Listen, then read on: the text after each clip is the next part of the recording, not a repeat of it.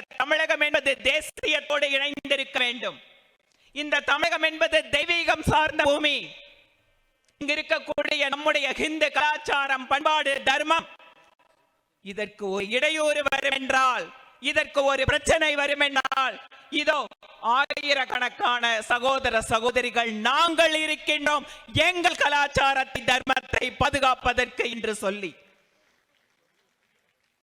அத்தனை பேரும் ஒன்றிணைந்து இந்த மண்ணினுடைய அந்த எண்ணத்தை, தேசியத்தை கட்டி காப்பதற்காக இருக்கின்ற இயக்கங்கள். என்ன இடர்பாடு வந்தாலும் இந்த இயக்கத்தை வளர்த்தே தீருவது எதற்காக தெரியுமா?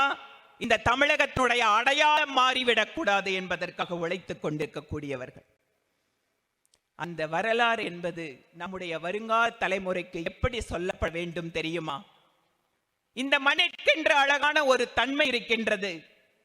ஒட்டுமொத்த பாரத தேசத்துக்கும் ஒரு தர்மம் இருக்கிறது. ஆயிரக்கணக்கான ஆண்டுகளாக நம்முடைய மூதாதையர்கள் கட்டிக்காத இந்த தர்மம் என்பது ஒரு குறிப்பிட்ட பிரிவுக்கானது அல்ல, ஒரு குறிப்பிட்ட மதத்திற்கானது கூட அல்ல. ஒட்டுமொத்த மனித குலத்திற்கான அமைதியும் சந்தோஷத்தையும் கொடுக்கின்ற தர்மம். இந்த தர்மத்தை காப்பதற்காக நாங்கள் இந்த வேலை செய்கிறோம். அந்த வரலாற்றை நாங்கள் மறக்க மாட்டோம். ஒவ்வொரு தலைமுறையாக அதை எடுத்துச் செல்வது எங்கள் கடமை என்று ஒவ்வொரு வருடமும் இங்கு கூடியவர்களுக்கு நாம் இரண்டாவது, பாரதிய ஜனதா கட்சிக்கு குறிப்பாக தமிழகத்தில் என்ன பற்றி ஒரு எதிர்கருத்து வைக்கிறார்கள் அரசியல் கட்சிகள். இன்று இங்கு தமிழகத்தை ஆட்சி செய்து கொண்டிருக்கக்கூடிய கட்சி ஏதோ 3 நாளைக்கு முன்னாடி தைப்பூசம் வந்தது. அதுக்கு முன்னாடி பொங்கல் வருது, அது தமிழர் திருநாள்னு கொண்டாடுவாரு மாநிலத்தினுடைய முதலமைச்சர். தமிழர் திருநாள் பொங்கல் எப்படி கொண்டாடுவாங்க? பொங்கல் வைக்கிறதுனா என்னன்னே தெரியாத ஒரு இஸ்லாமிய பெண்மணி, பாவம் என்னைக்குமே பொங்கல் வைக்காத ஒரு கிறிஸ்தவ பெண்மணி, அவங்க மத வழிபாட்டு அவங்க பண்ணட்டும், யாருக்கு எந்த பிரச்சனையும் இல்லை. ஆனா அவங்களெல்லாம் கூட்டிட்டு வந்து தமிழர் திருநாள்னு பொங்கல் வச்சு அதை சொல்லி மக்களை ஏமாற்றுகின்ற ஒரு முதல்வர் இந்த தமிழகத்திற்கு இருக்கிறார்.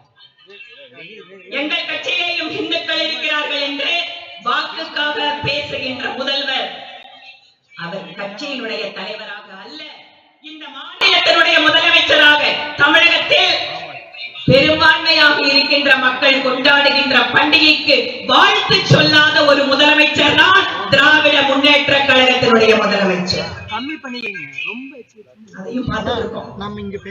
அனைத்து மக்களுக்கும் பொதுவான ஒரு முதலமைச்சர் பண்டிகைகளுக்கு கூட வாழ்த்து சொல்லாமல் தன்னுடைய மதசார்பெண்மை இப்படிதான் வெளிக்காட்டுறார். இதுதான் இந்த அரசியல் கட்சிகள் வைத்துக் கொண்டிருக்கக்கூடிய மதசார்பெண்மை. இந்த மதசார்பெண்மையை மக்களுக்கு வெளிச்சம் போட்டு காட்டுவதற்காக பாரதிய ஜனதா கட்சி இந்து மக்களுடைய கோயில்களுக்காகவும் இதோ திருப்பரங்குன்றம் மலையை மிகப்பெரிய ஒரு போராட்ட களமாக மாற்றிய இந்து முன்னணியினுடைய பேரியக்க தலைவர்களும் தொண்டர்களும் இங்கு அமர்ந்திருக்கிறார்கள். இந்து கோயில்களுக்கும் வழிபாட்டிற்கும் தெய்வத்திற்கும் நம்முடைய கலாச்சாரத்திற்கும் ஒரு பிரச்சனை வரும் என்றால் மற்ற அரசியல் கட்சிகள் யாராவது வாய் திறப்பார்கள் என்றால் நாம கூட அமைதியா வேடிக்கை பார்க்கலாம். ஆனால் ஒரு அரசியல் கட்சி கூட வாய் திறப்பதில்லை. இந்த அநியாயத்தை, இந்த அக்கிரமத்தை மக்களிடம் சொல்வதற்காக நாங்கள் நிற்கிறோம். இதனால் என்ன சொல்றாங்க? பிஜேபியும் மற்ற இயக்கங்களும் பிரிவினைவாதத்தை தூண்டுகிறார்கள். எது பிரிவினைவாதம்? எங்காவது உலக நாடுகள்ல போய் ஹிந்து மதம் பிரிவினைவாதம் பேசுகிறதுன்னு சொன்னா ஒருத்தர் நம்ப மாட்டாங்க. இதோ நேற்று நான் கும்பமேளாவிலே இருந்தேன். பிரயாகராஜிலே கோடிக்கணக்கான மக்கள் அவர்கள் பல்வேறு ஊர்களில் இருந்து, யார் எந்த பின்னணி, எந்த ஜாதி, எந்த மதம், எந்த நாடுன்னு கூட தெரியாது, இந்த தர்மம் அவர்களை இழுத்து வருகிறது. இத்தனை கோடிக்கணக்கான மக்கள் எந்த வேறுபாடும் காட்டாமல் அனைவரும் ஒரு இடத்தில் சென்று அங்கு அந்த ஆறுகள் சங்கமிக்கின்ற இடத்திலே குளிக்கும் எழுதும் என்கின்ற ஒற்றுமையை உலகத்திற்கே காட்டிக் கொண்டிருக்கிறது நம்முடைய சனாதன தர்மம்.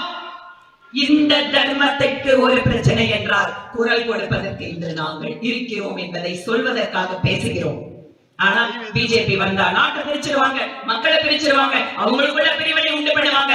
மத கலவரம் என்பதுதான் அவர்களுடைய குறிக்கோள். இந்த மத கலவரத்தின் வாயிலாக தாண்டியவர்கள் அரசாங்கத்தை அமைக்கிறார்கள் என்று பேசுகிறார்கள். அரசியலில் வெற்றி பெறுவதற்காக மதவாதத்தை கையில் அளிக்கிறார்கள் என்று பேசுகிறார்கள். அன்பு சகோதர சகோதரிகளே, கோவை மாவட்டத்திலே ஒரு தொகுதியிலே தாமரையை நாம் மலர வைத்திருக்கின்றோம். உங்கள் அத்தனை பேரினுடைய உழைப்பினாலும் நம்முடைய முன்னோர்களுடைய தியாகத்தினாலும் இந்த தெற்கு தொகுதியிலே தாமரை மலர்ந்திருக்கிறது. பாதகம் செய்பவரை கண்டால் நாம் பயம் கொள்ளலாகாது பாப்பா. மோதி மிதித்து விடு பாப்பா, அவர் முகத்தில் உமிழ்ந்து விடு பாப்பா. அண்மை செய்திகளை உடனுக்குடன் தெரிந்து கொள்ள இணைந்திருங்கள் எம் நாடு தொலைக்காட்சியுடன்.